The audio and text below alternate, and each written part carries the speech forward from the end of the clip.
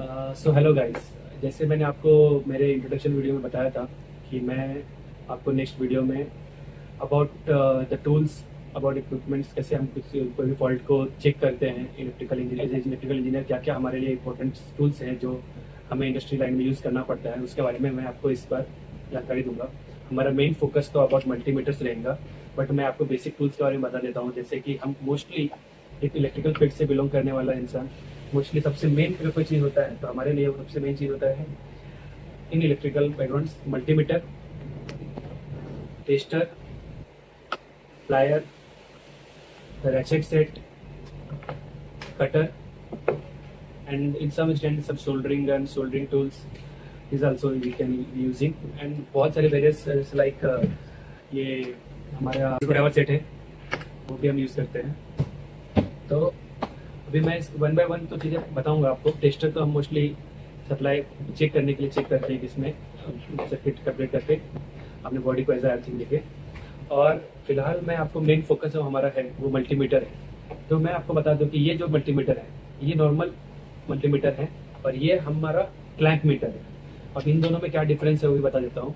जैसे ये मल्टीमीटर, इसमें हम जितने भी फंक्शन उसमें है क्लैंप मीटर में वो भी चेक कर सकते हैं, बट इसमें जो करंट रेटिंग हम चेक करते हैं वो एक सर्टेन एम्पेयर तक ही चेक कर सकते हैं, बिकॉज इसमें 10 एम्पेयर का फ्यूज दिया हुआ है। उसके ऊपर गया तो उसके अंदर का फ्यूज डैमेज हो सकता है।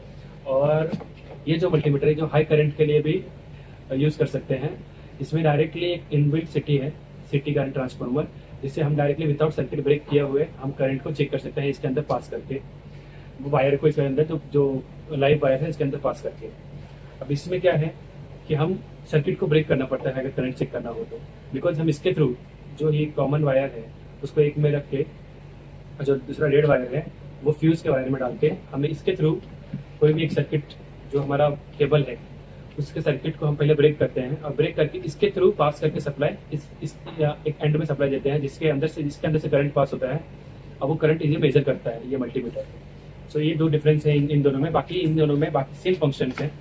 जैसे कि हमारे लिए अभी इसमें क्या क्या फंक्शन है वो आपको दिखा देता हूँ।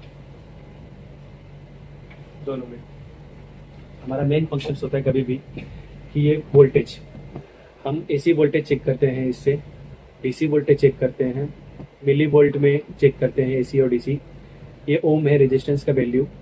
ये है कंटिन्यूटी चेक करने के लिए, वायर या किसी भी चीज़ का जो ब्रोकन है या नहीं है, ये कंटिन्यूटी ओके है या नहीं है वो चेक करते हैं। ये भी अपना कैपेसिटेंस और इसके लिए चेक करते हैं, डायोड के लिए। ये है एम्पियर रीडिंग चेक करने के लिए, जैसे आपको बताया मैंने एसी डीसी, एसी है और ये डीसी है। डीसी और इस वे में हम चेक करते हैं सिलेक्टर को उस पॉइंट पे रख के। अब सेम इसमें भी है वही चीज़, higher rating for current check कर सकते हैं, 600 अप टू 600 एम्पियर तक का चेक कर सकते हैं, जो इसमें नहीं कर सकते हम। और लोअर रेटिंग चेक करने के लिए भी है, वोल्टेज चेक करने के लिए है, डीसी वोल्टेज चेक करने के लिए है, रेजिस्टेंस चेक करने के लिए है, कंटिन्यूटी और डायोड चेक करने के लिए है। और ऑन ऑफ जहाँ पे आप ये जो फंक्शन है एनसीबी, ये है आपको वायर की कंटिन्यूटी, मतलब वायर में जो सप्लाई है आपको अगर चेक करना है कहाँ है एग्जैक्टली, वो अगर ब्रेक हुआ है क्या वायर, लाइव वायर को चेक करना है तो वो चेक कर सकते हैं। जैसे लाइक ये वायर है, ये वायर में सप्लाई दिया हुआ है, फिर मैंने इसमें से दिख रहा है आपको, अगर यहाँ कहीं भी ब्रेक हो गया, यहाँ से कहीं वायर ब्रेक हो गया तो ये सर्किट टूट जाएगा। तो इस तरह से ये इसका फंक्शन भी मैं आपको लाइव में बताता हूँ कैसे क्या क्या। इससे आप मोटर चेक कर सकते हैं, मोटर के वाइंडिंग चेक कर सकते हैं। इससे आप बहुत सारे फॉल्ट्स, जैसे सप्लाई रिलेटेड फॉल्ट्स चेक कर सकते हैं, रिले को चेक कर सकते हैं, बहुत सारे this is a multipurpose tool. So मैं इसके बारे में बताता हूँ पहले। लाइक अभी मैं, ये है कॉन्ट्रैक्टर, जिसके बारे में मैं आगे भी एक्सप्लेन करूँगा। यह है एक एमपीसीबी। ये कॉन्ट्रैक्टर का वर्क क्या होता है वो मैं अभी आगे एक्सप्लेन करूँगा। ये एनओएनसी वर्क पे वर्क करता है, एनओएनसी फिनोमेना पे। तो मैं पहले आपको इसे चेक कर दूँगा कि ये कॉन्ट्रैक्टर अगर ओके है कि नहीं। कॉन्ट्रैक्टर ओके है मतलब अभी ये ऑफ कंडीशन में है, जब ये अंदर गया तो ये ऑन कंडीशन में है, मतलब ये सब यहाँ पे से कोई भी सप्लाई दिया हुआ है वो सप्लाई यहाँ पे जाएगा। अगर समझो कि इस कॉन्ट्रैक्टर में से एक भी पॉइंट डैमेज हुआ तो वो इन फ्यूचर फॉल्ट कर सकता है, हमारे मोटर को डैमेज कर सकता है। तो इस फॉल्ट को हम कैसे रिजॉल्व करेंगे, या इसमें कैसे मालूम पड़ेगी कि इसका फॉल्ट है या ना, कि और सप्लाई इशू है मोटर पे, तो इसके लिए हम इस मल्टीमीटर से चेक करते हैं इसकी कंटिन्यूटी। तो अभी ये कंटिन्यूटी चेक करने के लिए हम इसको कंटिन्यूटी पे रखते हैं। कंटिन्यूटी पे यहाँ पे रखे, अभी फिलहाल डायोड पे सेट है। इसको फंक्शन की को आप जब फंक्शन की को आप दाबते हो, फंक्शन की इसमें दिख रहा है आपको, तो फंक्शन की को आप जब दाबोगे तो कंटिन्यूटी सेलेक्ट हो गया है वहाँ पे। अभी देखिए आप कंटिन्यूटी सेलेक्ट हो गया है तो क्या होता है, यहाँ पे ये दिख रहा है आपको सर्किट कंप्लीट हो रहा है। अभी मैं इसको, ये अभी ओपन कंडीशन में है, तो ओपन कंडीशन में अगर मैं इस पर क्लिक ये इसको कर रहा हूँ, इसमें कुछ नहीं हो रहा है बिकॉज ये ओपन कंडीशन में। अभी मैं इसको दाबा, इसके बाद मैंने इसको मैंने पुश किया, इसके अंदर सर्किट कंप्लीट किया, तो जो इसके अंदर का कॉन्टैक्ट है वो टच हुआ एक दूसरे से और कंटिन्यूटी मिली। सेम तीनों पॉइंट हम चेक करेंगे ऐसे। जब ये तीनों को चेक किए, मतलब तीनों अगर तीनों कंटिन्यूटी ओके है तो मतलब इससे अगर जब ये ऑन होगा, जब इसमें कॉइल में वोल्टेज आएगा और ये ऑन होगा, ये हमारा जो भी सप्लाई आया हुआ है वो बराबर आउटपुट एग्जैक्ट देगा। अब सेम ये MPCB का भी अभी ऑफ कंडीशन में है, इसे मैं अभी चेक कर रहा हूँ, ये कुछ सब ऑफ दिखा रहा है, मतलब कॉन्टैक्ट अभी NC है, NO है। अभी मैंने इसको ऑन किया, अभी ऑन हो गया ये सप्लाई। अभी देखते हैं, ये सुन पा रहे हो आवाज़, ये आप सुन पा रहे हो, आप देख पा रहे हो, आप देख पा रहे हो कंटिन्यूटी दिखा रही है आपको। ओके, अभी मैंने जब मिडल में जा रहे हैं तो मिडल में आपको कंटिन्यूटी दिखा नहीं रही है, आप देख सकते हो ओवरलोड या ओवरलोड दिखा रहा है, मतलब रेजिस्टेंस ओवरलोड दिखा रहा है, मतलब कंटिन्यूटी नहीं है, मतलब इसका एक पॉइंट गया हुआ है। मतलब ये हम यूज़ करेंगे तो इससे हमारा जो भी 3 फेज का सप्लाई है वो सिर्फ डुअल फेजिंग होगा और जिससे हमारे इक्विपमेंट डैमेज हो सकते हैं, तो हम इसको रिप्लेस कर देंगे। अब इसमें दूसरे फंक्शंस हैं, जैसे हम रेजिस्टेंस चेक करना चाहते हैं अपने मोटर का, वाइंडिंग का, वो चेक कर सकते हैं कंटिन्यूटी के थ्रू भी हमारा रेजिस्टेंस दिखाता है। एक बट हायर लेवल पर रेजिस्टेंस चेक करना हो तो हम ओम्स पे चेक करते हैं। DC वोल्टेज चेक करना हो, कोई भी डिवाइस का, कोई बैटरी का DC वोल्टेज चेक करते हैं तो हम इसमें आप देख सकते हैं कि स्ट्रेट लाइन है V के ऊपर, आप अच्छे से देखें तो V के ऊपर स्ट्रेट लाइन है, मतलब DC, मतलब इसमें कोई भी वेव ना हो, वेव फॉर्मेशन ना हो जो वो, इसलिए इसमें कोई भी फ्रीक्वेंसी नहीं है। ये AC वोल्टेज, इसमें आपको समझ में आएगा AC वोल्टेज, सीधे इसमें आपको दिख रहा है कि वेव फॉर्म दिख रहा है जो AC वोल्टेज है, जिससे आपको पता चलता है कि आप इससे AC वोल्टेज चेक कर सकते हो।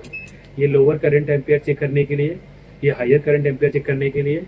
अभी कैसे चेक कर सकते हैं, अभी मेरे को लोअर करंट किसी चीज़ का चेक करना है। अभी लाइक ये केबल है, इस केबल से अभी सप्लाई जा रहा है, हाँ ये सप्लाई जा रहा है, तो इस सप्लाई को कैसे चेक करते हैं वो इसमें है, ऐसे चेक करने का होता है। अभी इसमें 0 है बिकॉज ये ऑब्वियस ये केबल कनेक्टेड नहीं है बिजली सर्किट से। जब इसमें करंट आएगा तो ये उस करंट को दिखाएगा। तो प्रैक्टिकली दिखा देता हूँ कि कैसे आप वोल्टेज चेक कर सकते हो, आप करंट चेक कर सकते हो। और इसके लिए मैं यहाँ पे सप्लाई ऑलरेडी ऑन कर चुका हूँ एक एक्सटेंशन बोर्ड का, इसमें सिंगल फेजिंग आया हुआ है सप्लाई।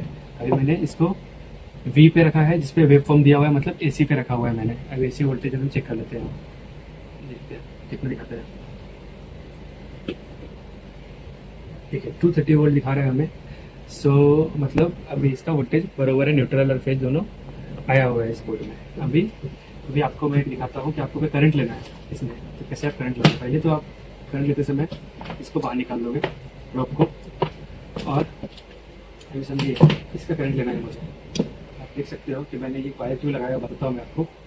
फर्स्ट, अगर किसी कोई नॉर्मल बंदा जिसको पता नहीं रहेगा कैसे करंट लिया जाता है, उसको लगेगा कि आप डायरेक्टली यहाँ पे वायर पे एम्पियर पे सेटिंग किया है मैंने, लो एम्पियर पे, और मैंने यहाँ डायरेक्टली लगाया। तो आपको क्या दिखा रहा है यहाँ पे 0 एम्पियर। बट यहाँ पे आपको 0 एम्पियर इसलिए नहीं दिखा रहा कि यहाँ पे करंट फ्लो नहीं हो रहा है। इसमें करंट फ्लो है, इसमें कंजप्शन हो रहा है, बट सीन क्या है कि अब इसमें फेज और न्यूट्रल वायर दोनों आपने इसमें क्लाइंट मीटर में डाल दिया है, जिससे दोनों एक दूसरे को कैंसल आउट कर रहे हैं मैग्नेटिक फील्ड डायरेक्शन डिफरेंट होने की वजह से। सो आपको कभी भी करंट लेते समय सिर्फ फेज वायर, लोड वायर को ही करंट में डालना जाता है। जैसे अभी देखिए इसमें, अब यहाँ देखिए आपको दिखा रहा है करंट, यहाँ देखिए, ये देखिए 9 एम्पियर, ये 1 एम्पियर, 0.1 एम्पियर टू 0.9 एम्पियर तक का 0.9 करंट दिखा रहा है इसमें। और सेम अभी ये इसको निकाल के कर देते हैं, और हमारा एक सर का एक का SMPS, तो इसका भी हम देख लेते हैं कैसा करंट आपको दिखाएगा। तो पहले आप ड्रॉप को क्लिक कर दीजिए,